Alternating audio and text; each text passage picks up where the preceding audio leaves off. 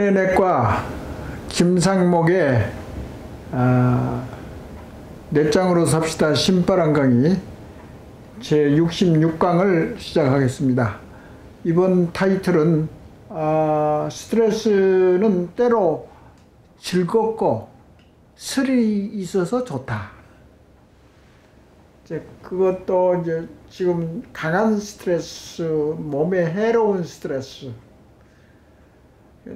그런 것에 대해서 많이 논했잖아요. 그런데 사실은 이제 인간이라는 것은, 또 생물체라는 것은, 또 역사적으로 봐서도 그랬지만은, 옛날에 이제 역사가 토인비가 이야기를 했잖아요.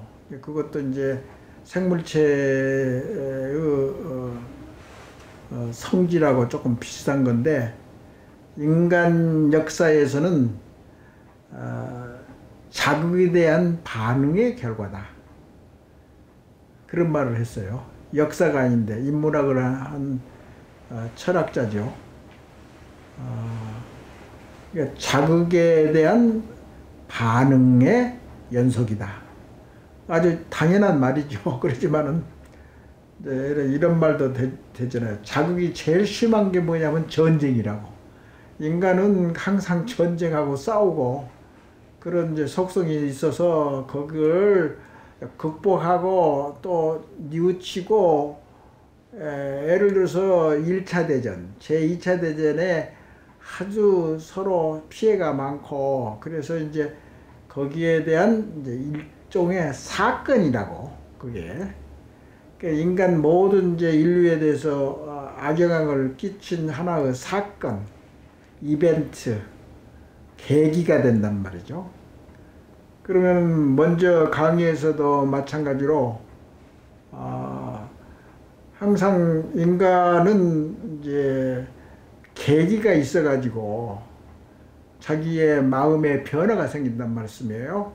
그러면은 이제 자아 자부심이 변화에 의해서, 깨달음에 의해서 그 다음 더 높은 단계의 인문학 작품을 활동을 이제 이어가는 하기 때문에 인간의 대뇌 피질이 계속 진화하고 많이 발전하고 이제 그런 것을 생각해 볼 때, 여하튼 이제 스트레스는 이제 나쁜 스트레스를 계속 이야기를 했었는데, 스트레스가 너무 없어도 이제 그게 인간 발전에 자극이 없어지니까 퇴화를 하죠.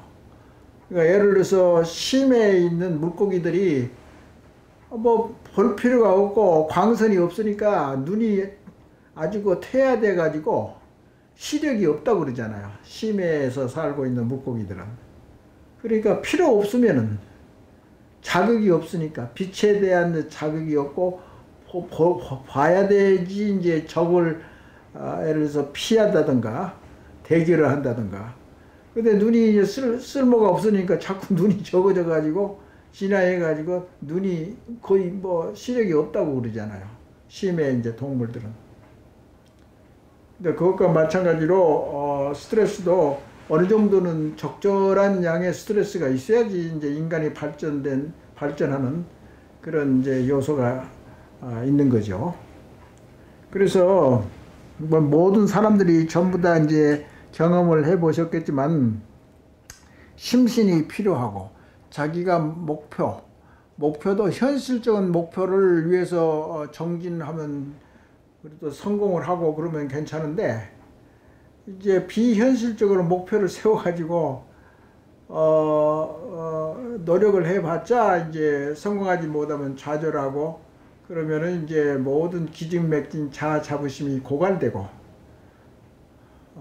몸이 이제 스트레스에 의해서 번드 아웃, 그러니까 타고 없어진 거죠. 그러니까 번아웃이라고 그런 말을 많이 쓰잖아요, 영어로. 그러니까 자기의 에너지나 자아 자부심이 완전히 에너지가 고갈되고, 스트레스를 어떻게 많이 받았든지 더 이상 스트레스를 받고 싶지 않는 그런 몸의 상태가 번드 아웃, 그러던 이제 그런 말을 표현을 하죠. 다 타버리고 죄밖에 남아있지 않다 이 말이죠. 몸에 의욕이란 것이 없어지고, 사람이 의욕이 있어야지 앞으로 전진을 해야 되는데, 그래서 이제 적절한 이제 스트레스 수준이 있으면은 좋고, 스트레스도 뭐 올라갔다 내려갔다 이렇게 기복이 있지 않습니까? 그것에 따라서 인간이 발전하는 계기가 되는 것이기 때문에, 심신에 대한 피로감이 많이 느껴지는 사람은 짜증과 성가시는 것을 자꾸 느끼게 돼서 스트레스에 대한 그 스트레스에서 대결할 수 있는 스트레스를 느끼는 문턱이 낮아진 상태가 돼가지고 기진맥진한 거죠. 그런 것은 너무나 스트레스가 장기간 오래 또 심하게 나타났을 땐 각종 만성적인 스트레스 의식 구조가 이제 나타나는 거죠. 그런데 일시적이 됐든지 장기적이 됐든지 너무나 스트레스 수준이 낮으면은 사람이 이제 무기력해진다고.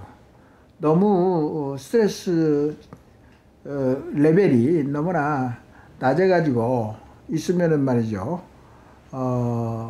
자체가 무료함을 느끼고 권태하고 또 이제 뭐 간단히 말해서 이제 너무나 일을 않고 그러면은 또 일하고 싶은 생각이 몸에서 근질근질 생긴다고 그러잖아요, 일반적으로. 그러니까 다시 또 자기 직업을 다시 되찾아서 일을 또 하게 되고, 그런 현상을 우리가 이해할 수 있습니다. 그래서 스트레스가 너무 없으면은 병이 생긴다, 이제 그 말씀입니다. 병이 생기고 너무나 이제 많은 것도 문제지만 스트레스가 너무나 낮으면은 장기적인 나태와 무기력, 삶에 대한 의지력, 에너지가 고갈되고, 그런데 그렇게 오래 지나면 사람의 몸이라는 것은 다시 일어나려고 이제 다시 일을 찾고 스트레스를 찾는다고, 오히려. 그래가지고 이제 뭐 스릴이 있는 여러 가지 뭐 영화랄지 또는 등산이랄지 탐험이랄지 모험을 이제 감행을 하는 거죠. 스릴을 찾기 위해서. 예를 들어 어린애들이 예를 들어 오락 시간에서도 게임을 그냥 열심히 한다면 그것은 상당히 뭐 스릴이 있잖아요. 뭐 저기 전자 오락계로 뭐 저기 탱크를 뭐 쳐부순다든가 비행기 싸움을 한다든가 그런 것도 하나의 무료하니까. 또 전자 오락 중에서도 뭐 육체적으로 힘을 쓰는 그런 기구들이 막 때리고 부수고 그런 것들이 신체적으로나 정신적으로 그런 것들을 많이 경험하려고 한다고. 그래서 무의식적으로 자발적인 활동과 일을 함으로써 즐거움을 다시 찾는다. 그래서 이제 스트레스를 약간만 있고 때로는 즐거운 때가 많다 이 말씀입니다. 상황에 따라서 스트레스는 있어야 되고 적절한 스트레스는 몸에 좋다. 그걸 이야기를 하는 겁니다. 그래서 여기서 또 이야기할 것은 짜릿한 스릴이 있는 경우에는 살만한 자극제가 되고 청량제가 될 수 있다. 그렇게 되어 있고요. 스트레스를 느끼는 문턱이 긍정적으로 높은 사람들 있잖아요. 그런 사람들은 지구력도 있고 성공에 대한 자아 자부심도 있고 의지력도 있고 의지가 강하고 인내력이 쉽게 포기하지 않습니다. 그래서 그런 사람들이 이제 소위 말하는 뇌짱이라고 할 수 있죠. 뇌가 강하단 말이에요. 견디기도 잘하고 일도 열심히 잘하고 고민도 별로 안 하고 또 계획을 세울 때도 아주 머리를 이제 순발력 있게 자꾸 이제 이용을 하고, 그래서 이제 그런 사람들이 이제 성공을 하는데, 근데 군대에서도 예를 들어서 군대는 서로 싸워가지고 이기는 것이 그 목적이지 않습니까? 운동하는 사람들도 금메달을 따려면은 결국은 의지력이 강해야 되고 스트레스를 높게 잡아가지고 훈련을 많이 하고, 그래서 예를 들어서 해병대는 강하다 그러면 해병대는 훈련도 많이 하고 의지력도 강하고 프라이드도 있고, 그러면서 자부심이 강하다는 말씀입니다. 그래서 이제 미국의 이제 이 스타디를 많이 보면은 이게 특수부대가 많잖아요. 미국에서는 훈련을 많이 시킨다고. 사생결단의 훈련을 강하게 육체적이든지 정신적이든지 훈련을 많이 하고, 또 모험가, 탐험가, 산악인, 또는 뭐 등반 하이킹 하는 사람들도 있고, 그런 사람들은 이제 지구를 늘리기 위해서 노력을 하고, 또 미국에나 구라파에서 훌륭한 이제 지도자를 키우려고 하면은 정신적으로 신체적으로 강한 사람을 만들기 위해서 애를 쓴다고. 먼저도 이야기했지만은 트럼프 대통령의 아버님께서 돈도 많고 뭐 여러 가지 모자랄 것이 없는데 맨날 이제 나쁜 짓거리를 하니까 육군 대학교를 보냈다고. 그래가지고 기숙사에 넣어가지고 꼼짝 못하게. 그래서 강한, 또 트럼프가 뭐 야구를 좋아하는 것 같아요. 야구나 시키고 말이죠. 그래서 이제 중학교 때 선생님을 두드러 패고 말이죠. 그런 난폭한 사람을 잠재우고 했는데, 지금도 뭐 그것은 이제 변하지 않은가 몰라도 하여튼 좀 너무나 이제 강한 그런 성질이 있죠. 그것이 좋은 점도 있고 나쁜 점도 있다, 이제 그런 말씀입니다. 그리고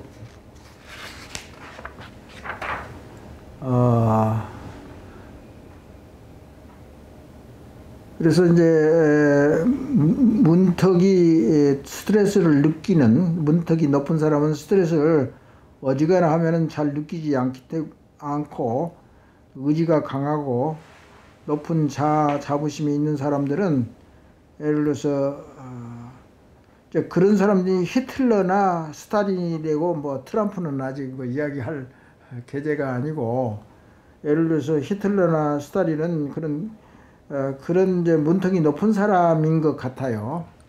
그렇지만은 반면에 거짓으로 그것을 위장하고 그 왜곡된 자부심을 있었기 때문에 그게 나쁜 지도자가 되었다고 생각이 되고, 처칠이나 링컨이나 세종대왕의 이순신, 광개토 대왕 이런 사람들도 보면은 굉장히 강한 의지력과 자부심이 있었을 거란 말이야.